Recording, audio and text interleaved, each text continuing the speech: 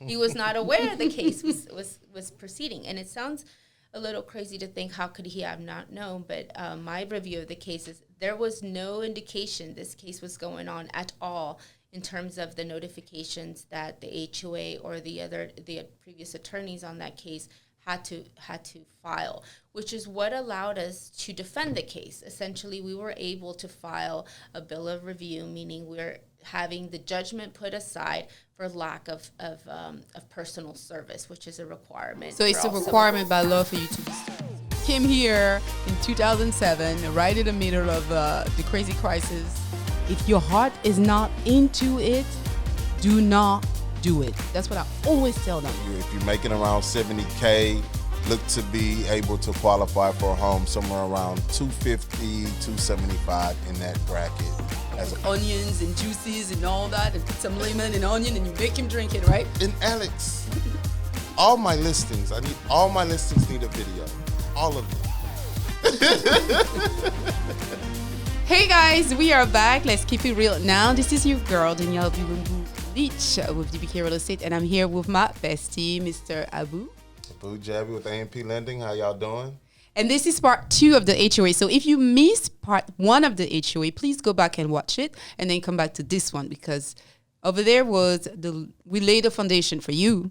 Now we're going to go into the deep of the meat, what the problem is.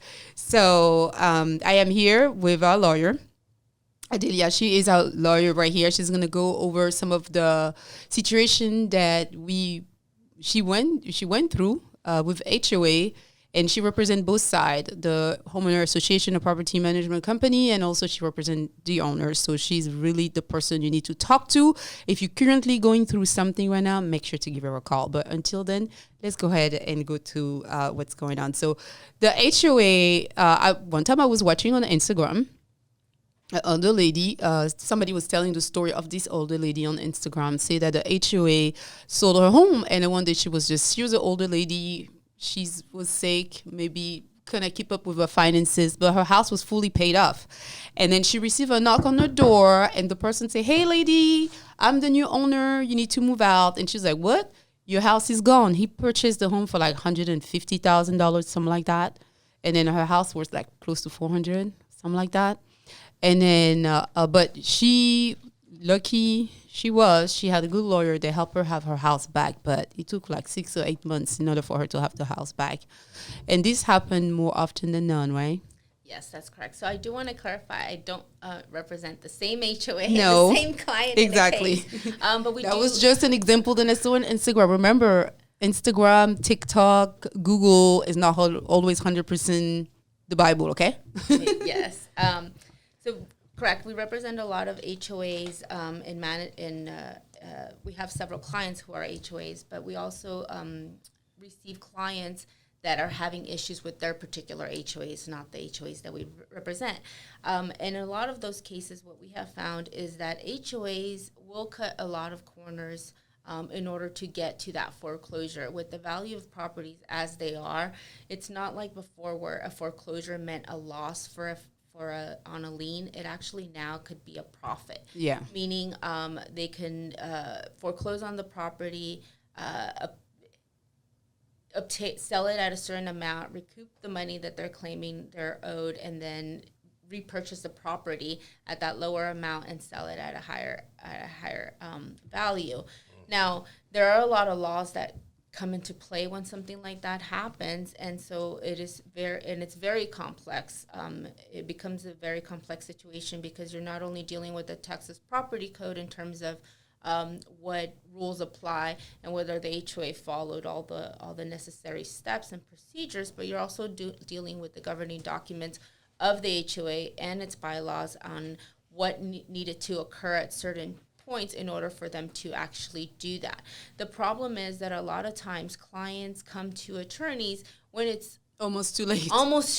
And that example that you gave is probably one of those. There are circumstances under which a foreclosure can occur, a property can be sold, and the foreclosure can essentially be reversed. Or I know it's oftentimes when you purchase a property, the foreclosure there is a redemption period, right, for the owner to come and take her property back. I think they charge them plus 10% or 15% from the sales price, right? Correct. So the Texas Property Code, Section 209, is the one that deals with associations. And in there is a redemption provision that allows homeowners to recoup their property within 180 days of the foreclosure taking place. However, it requires very specific steps to take place, and it requires them to do very specific things, pay certain amounts of money, and so forth. So it is really important in situations like that you don't wait to get legal representation of someone who understands those rules, is able to guide you through the legal process, whether it's with the court, whether it's filing an injunction or a temporary restraining order to avoid maybe the foreclosure, or to avoid the lawsuit that comes after a foreclosure. For example, in that case, the new homeowner, just you said, came and knocked on the door. But really what a new homeowner could have done is a forcible detainer, essentially evicting the homeowner from the property.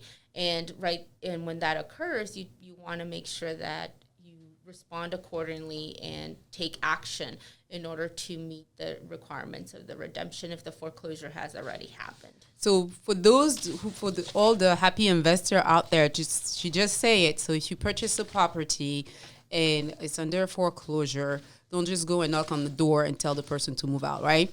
Do the proper steps, which is maybe do an eviction. It's a forcible detainer. Yeah. I mean, if you want to, you're not allowed to just go to somebody's house and tell them you got to leave. You're not allowed to do that to your tenants in the state of Texas. Yeah. You're required to proceed with a forcible detainer, and which is an eviction and to gain access to the property. Yeah, so just don't go and knock on there and say, hey, get out because I'm the new owner. Doesn't work like that. But so how would you do, like this, the way we met, like we were talking a little earlier, was just because as a property manager, I had a client, unfortunately, not in the state, had a tenant. He never received any kind of notification from the HOA that he was behind his HOA or what he needed to pay or whatever. Life take you, and the way life take all of us, and then you don't think about it because the HOA are very quiet in general. And then one day they let you know, hey, your house is on foreclosure. It's crazy. Yeah. So in a situation in that particular case, one of the main things of it was that the homeowner had notified the HOA of his change of address, meaning they had a different mailing address than the property. So they were required to send all notices to that address. However, instead of doing that, what they did is they began a lawsuit against him, did not personally serve him because he is out of the country and has been for several years, and were able to serve him through an alternative process by filed a motion, and it was granted because there was nobody defending his case.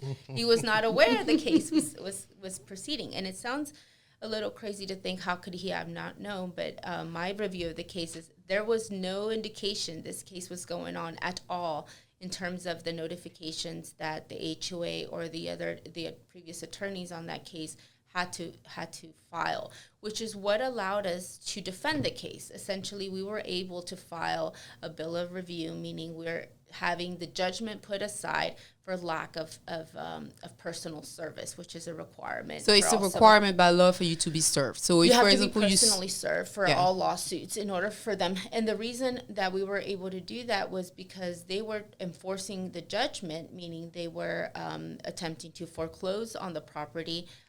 Usually when a foreclosure occurs, what happens is a constable literally puts the property for sale. Mm-hmm. One thing to remember also when foreclosures of this type happens, or liens of these types happens, when it comes to associations, is that things like that, and I think Mr.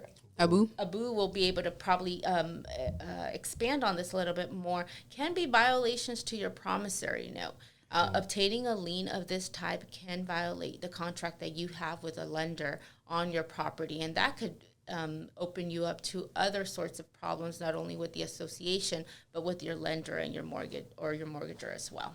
Yeah, I have a client in the past who, what he did, he purchased a property on a foreclosure.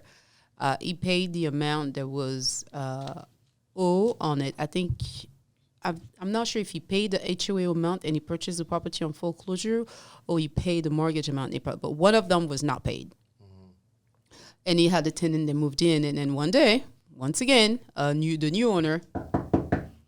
I'm the new owner telling the tenant, you need to move out. But come to find out, it looks like when you purchase a property on foreclosure like that, you need to do your due diligence and go dig a little bit more with a title company or a lawyer and see if there's any other lien left on the property. And that client didn't do it because he purchased the property somewhere around March. He reached out to me. He did some renovation on the property, and he reached out to me somewhere around July, August. When we checked the appraisal, that was his name and everything. Like the normal things we do as a realtor. We put the property for rent. The tenant moved in, and then December, knock on the door. I'm the new owner. That's crazy, and he lost his $100,000 investment. So wait a minute. So how does that happen as far as how far back with the HOA do you have to be in order for them to be able to foreclose on the property? You don't have. It depends on, again, their guidelines. Essentially, for example, in the case that we were talking about earlier, the issue was they never sent one payment. So this individual purchased the property, lived in it for about 9 months, I believe, and never received an invoice of the HOA. And he came from a different state. In the state he came from, in Georgia, HOAs are part of their escrow. Oh, they are? That's not the case here in Texas. No, they're not. But he believed it was because he was coming from a different state where it was. The HOA fees are escrowed into your mortgage payments, like your taxes and your insurance. So when he didn't receive a invoice for his HOA fees, he didn't think it was anything out of the ordinary because of that reason. Now, fast forward 9 months, he moves out of the country for 3 years, rents out the property, and in those 3 years, no additional bills came in until one letter came in 2022, indicating, you're 2 years behind, and there's attorney's fees. He responds to it, provides his new mailing address, and requests on how to pay it. Tells him, I've never received an invoice. Can I have some of these fees and fines removed since I didn't know? Yeah. They never responded. Another 6 months passed by, and they file a lawsuit and never personally serve him. So essentially, this HOA, had we not intervened and stopped it and filed this additional lawsuit against them and so forth, the house was going to be sold. And what would have happened, because there is a loan on it, is the foreclosure would have been for the judgment, okay? And the judgment was for about $6,000. That's ridiculous. It was not very much, right? It's for $6,000. It would have been sold, and whoever bought it subject to that lender's loan. So that prior lien, if that person didn't know that lien existed, that's when issues like that occur, because at some point that lien might come back. That lender will come to foreclose on the property as well, and that lien has priority over the association because it was exactly. So it does happen a lot more than you think. A lot of things that we have encountered dealing with associations, with title, with purchases and ownership, is that a lot of people don't realize how important a clean chain of title is, and how sometimes certain decisions that people make when they divorce, when they sell properties, whose signature was on it, who wasn't, can affect that. Or what liens are put in place, what judgments, whether releases of liens are filed. I have found a lot of times that happens as well, where maybe an association did issue a lien because they weren't paid their fees. The lien was paid off, but they never took that additional step. Well, hold you on that one. Several times, 2 transactions this year, this is what happened to me. And then the HOA was about to prevent and slow down the sale of the property. And then in both cases, I was representing the seller. So they were behind during COVID. A lot of people unfortunately lost their job. They couldn't keep up with a lot of things. They didn't pay the mortgage, and the HOA, of course, didn't get paid either. And then the owner find a new job. The owner settle and fix, whatever they owe. Whatever lawyer were in charge of it, one of them, the lawyer, whoever was in charge of it, didn't file the proper lease release with at the county. And then so now fast forward 2 years later, we're trying to sell the house, and the title was telling us, well, the HOA still didn't send us the paperwork we need in order for us to approve to the clear title, right? So the owner keep reaching out to the HOA. The HOA said, that's not us, contact the lawyer. So they tell us the lawyer was on vacation. So we had to wait for the lawyer to come back from vacation. Then when the lawyer came back from vacation, that lawyer said, well, I'm not the one on top of this file. It's another lawyer. So we go back to the HOA. The HOA people dig into it. We're wasting time. And we on the clock. Where we have a buyer on the other side. We have a specific date to meet. Finally, we find the lawyer. And that lawyer is not responding fast enough. I don't know if it's because the HOA didn't pay the fees. I don't know what's going on. But they're not responding fast enough to give us what we need. So we had to do all of that. We send an email. The HOA, the ladies, the manager, finally contacted the board and received permission for her to provide the document that the title needed. And we didn't have to go through the lawyer. But I'm like, why you guys didn't do that from the beginning? Yeah. That would have been so simple. She gave her the document within 2 hours. Yeah. And we were 2 weeks turning around.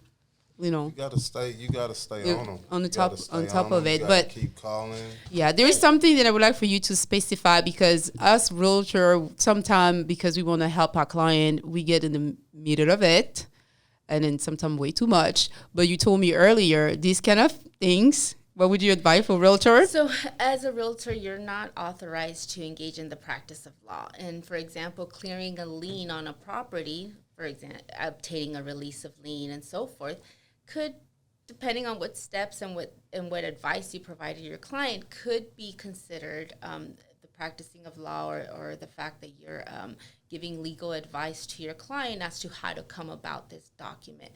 Essentially, it's really important for real estate agents to realize that when things get a little bit more complex in their transactions, that may be obviously assisting your client and being supportive, but also letting them know that finding legal help in a situation like that might be a better option for them.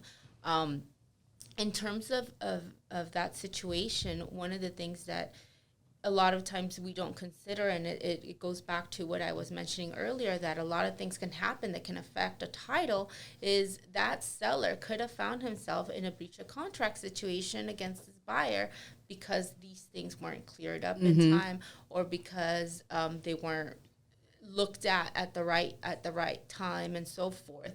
Associations, not all of them are run or managed properly. A lot of them do have issues. Even some of the management companies that run associations have issues that could lead to situations like you're saying, where you're trying to track down this one person that is supposed to be able to handle this or give a response to this, and then you're spending 2 weeks trying to get something that you were entitled to 3 years ago.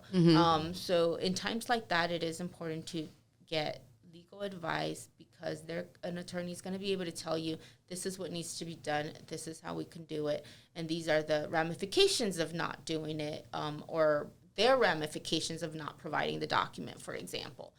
So sometimes someone that understands how all these rules, not only the Texas Property Code, but association rules, contract law, and some of these other lending laws and so forth, how they all come into play into one transaction, can be beneficial, whether it's for the real estate agent to be able to better advise their client as to their transaction, or to the client itself to ensure that don't find themselves in a lawsuit for a breach of contract because they failed to provide a clear title, which is something they promised to do in the contract they signed. So if you are in conflict with a HOA and then you're trying to resolve the matter with them, and then you finally resolved it. What some of the documents you should advise everybody to make sure they receive, so they will not be into problem in the future? Well, it really depends at what level of dispute you're in. Okay. For example, if it's something at the beginning levels where it's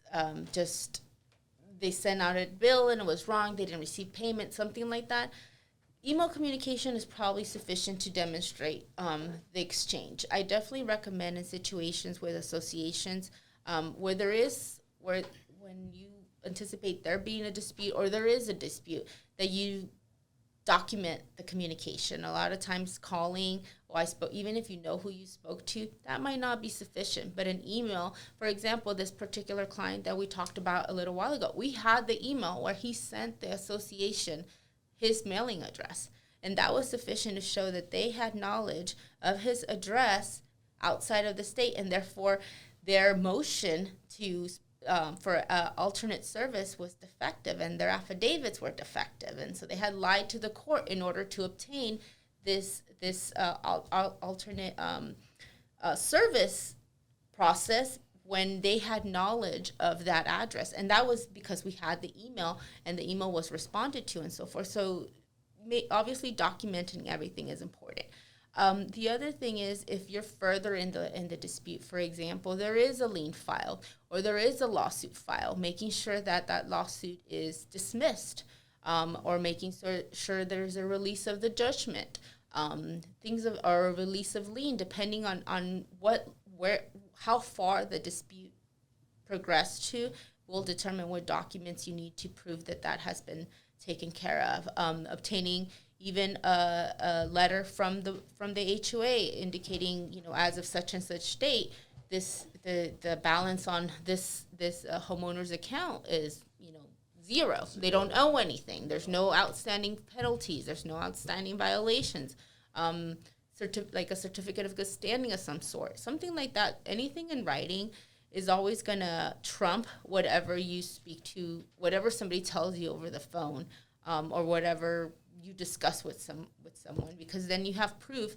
3 years down the line, you're not going to remember that conversation. You're not going to remember all those details. That person might not work there anymore. Mm-hmm. But if you have that document that shows this is what happened, and I can lay out this is what happened, it really puts you in a much better position to ensure your rights are protected and so forth.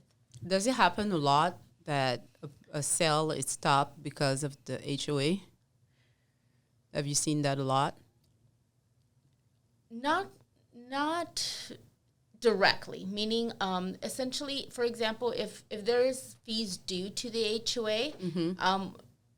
It won't stop a sale because the HOA will be paid at closing, okay. Right? So it operates that way, sort of the same way if there's a previous lender, the lender will be paid at closing. So owing fees to an HOA won't stop a sale. Okay. Because the HOA will provide to the title company, this is how much is due on this account, and the title company will, as part of the closing of the transaction, will make those payments. So that won't stop a sale.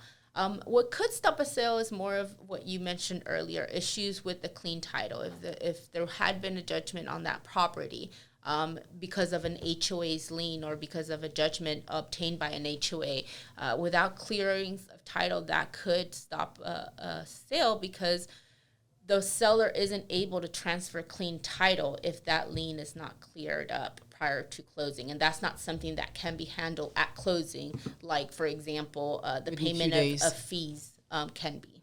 Okay. In case things like that happen, does the owner, have you seen some owner coming and say, hey, I was trying to sell this property, I couldn't, the buyer walk away in that transaction, and they decide to sue the HOA, for example, for stopping sale like that? But they really didn't stop it. They couldn't provide the necessary document on time.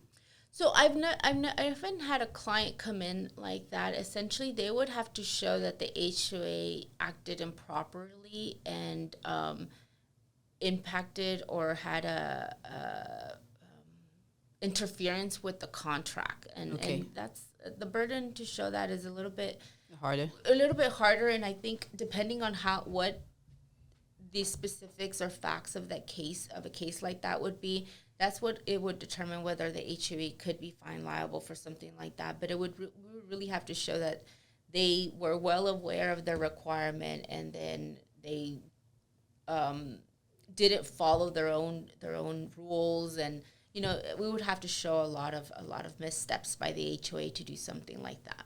There's a lot of different associations out there where people can go and complain. For example, with Realtor, we have the National Association of Realtor, NAR, and we have Texas Real Estate Commission, TREC. People can go and file complaints. Is there anything like that for HOA or no? No. So the associations are not governed, or there's no entity that has any oversight of the association other than the courts. There isn't anywhere where you would be able to complain about this association is mishandling this or mishandling that. The only way to do that is through legal action against the association itself. Okay. What are most cases that you see with HOA, like the number one cases that you have seen a lot come up all of time? With HOAs, when it comes to representing the homeowners, the number one types of cases that I see are issues where fees are due, and a lawsuit has been a lawsuit has been filed against the homeowner. So essentially, we're having to defend the homeowner and avoid reaching a judgment or foreclosure, or if that has already happened, stopping that in order to get rid of the lawsuit.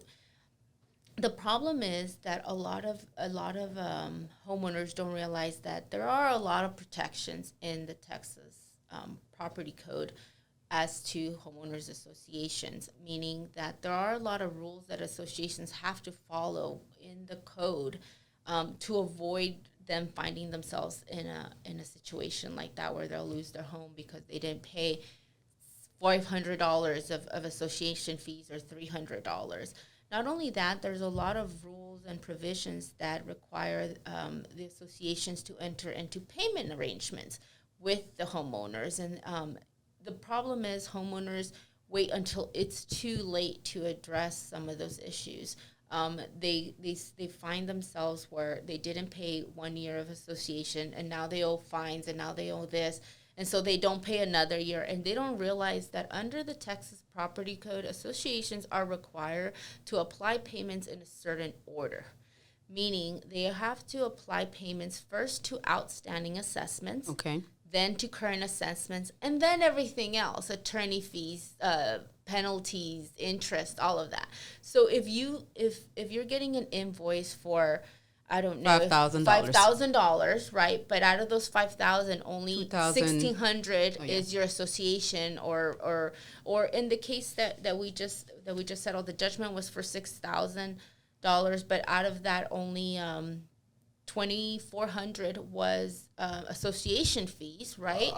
The moment you send a payment for the association, they have to accept it and they have to apply it in that way. It doesn't mean you won't have to pay the rest. So do you send it directly to the HOA or you send it to the lawyer? Because sometimes people get confused where they need to send that and who's going to take it, because sometimes the HOA say we never receive it, but you actually send it to the lawyer.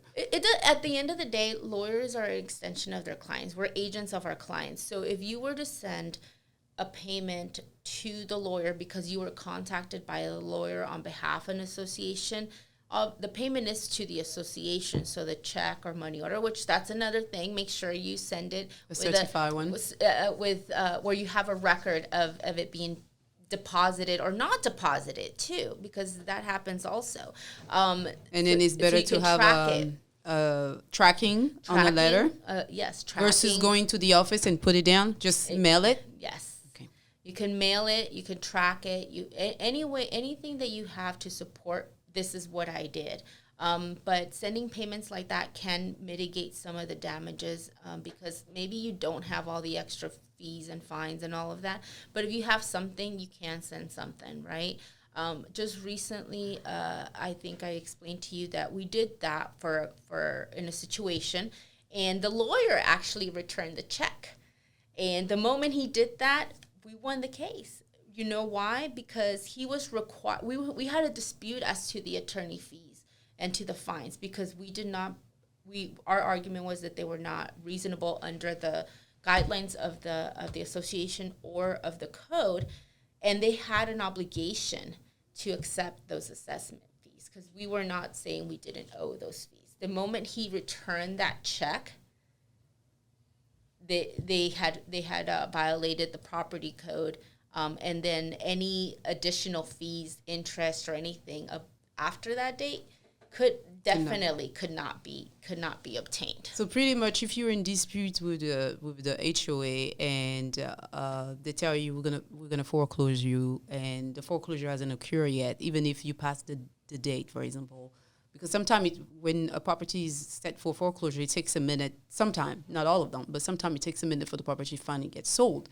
So if you go ahead and send the money for the association fees that you really owe, that will stop that. No. So by the time of foreclosure, I'm talking about when you're just in dispute over the fees, and maybe you haven't paid them, and a lawsuit hasn't been filed. Okay. Once a lawsuit has been filed, and if you're at the point of foreclosure, that means that association has obtained a judgment against you. If they obtain a judgment against you, one of two things happen. You either didn't defend the lawsuit, which is never a smart decision, or you didn't show up and defend yourself. But oftentimes people don't realize it, especially if you don't live on the property. They keep sending the document over there. Right. So you didn't defend the lawsuit, and if you knew about it and didn't defend it, and you were personally served and all of that, then you put yourself in a bigger problem than if you would have managed the problem earlier, right? Which is what I was talking about earlier about becomes a snowball effect. The problem might just be, 1 or 2 years of overdue assessment fees, plus maybe some penalties and interest or attorney's fees. But now you have a lawsuit. Now you have a judgment on a lawsuit. Now you have a foreclosure. Now you have fees for that foreclosure. So all of that, it adds up, and a assessment fees of $2,000 becomes a $10,000 problem, right? Or $20,000 problem if the property is sold, and so forth.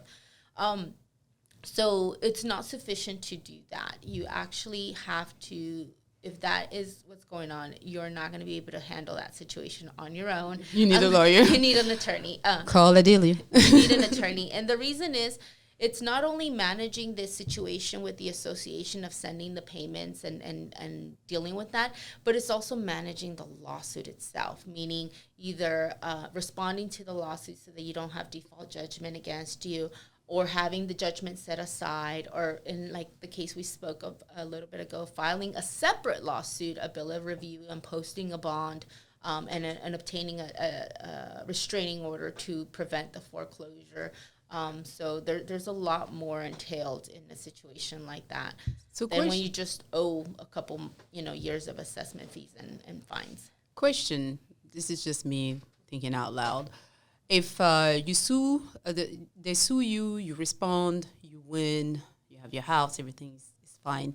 Could you sue them, or could you sue the HOA back and see if you can recoup some of the money and have them pay your lawyer? So, yes. So it wouldn't work because it costs a lot of money for right. the homeowner. No, like you got me in through all of this. I have to hire a lawyer to defend myself. I have no clue what the heck was going on.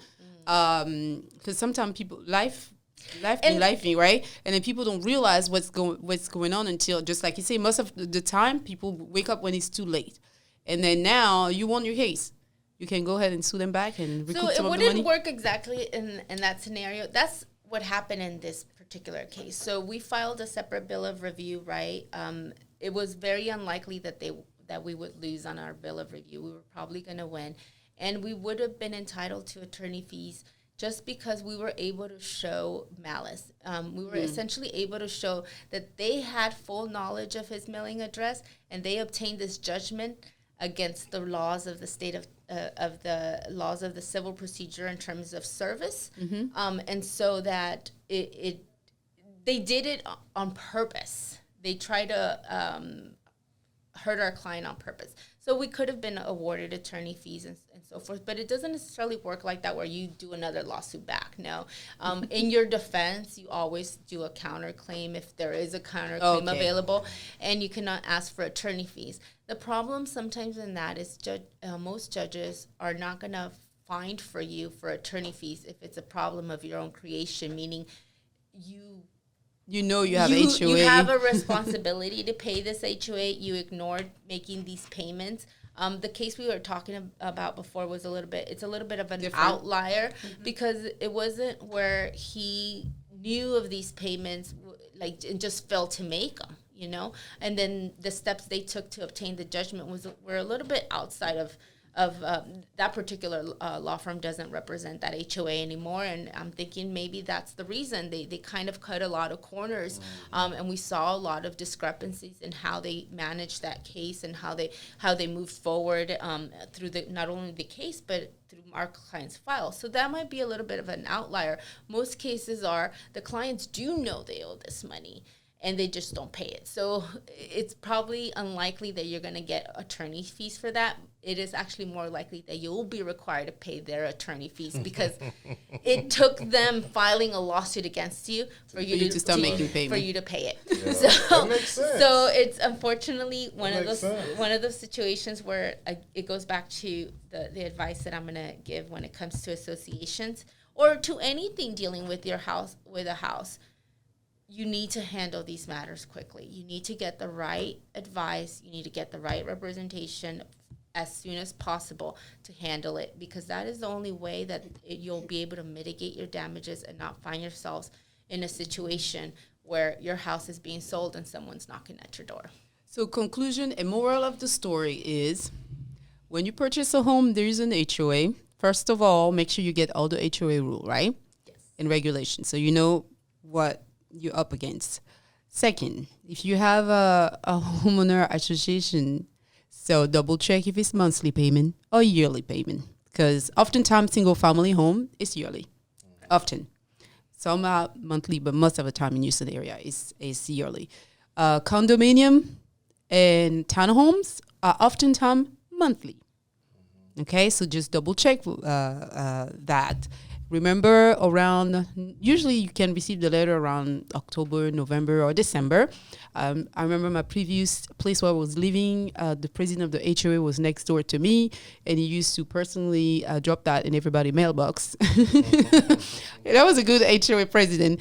At the end of October, and they were used to put something, if you pay early, you have 50% discount. If you pay late, it will be a little bit more expensive. So make sure to check your mail. If you move, you own the place and you have a tenant, double check, ask the tenant from time to time if they receive any letter. You make the call and call your HOA and ask them for this kind of document, because you don't want to be in a position where you lose your house for like $6,000. That's just ridiculous. Don't ignore any documents that come from the HOA. Don't ignore anything. And if you're in a boo-boos, make sure to call Adilia. Right. We're happy to help. How could they get a hold of you? So they can either reach our office at 281-886-7764, or they can reach us on our website at mirandajacobo.com. And your office is located where exactly? It's off of 1425 North Durham. It's on Durham, right between 14th and 15th Street. Okay, so hopefully you guys learned a little bit more today. It was a pleasure to be with you. Make sure to subscribe to all our channel. Contact us if you have any question. If you want to reach out to her, let us know. Our information will be right down below this post. Thank you for watching, guys. We'll see you next time. Came here in 2007, right in the middle of the crazy crisis. If your heart is not into it, do not do it. That's what I always tell them. If you're making around $70K, look to be able to qualify for a home somewhere around $250, $275 in that bracket. Onions and juices and all that, and put some lemon and onion, and you make him drink it, right? And Alex, all my listings need a video. All of them.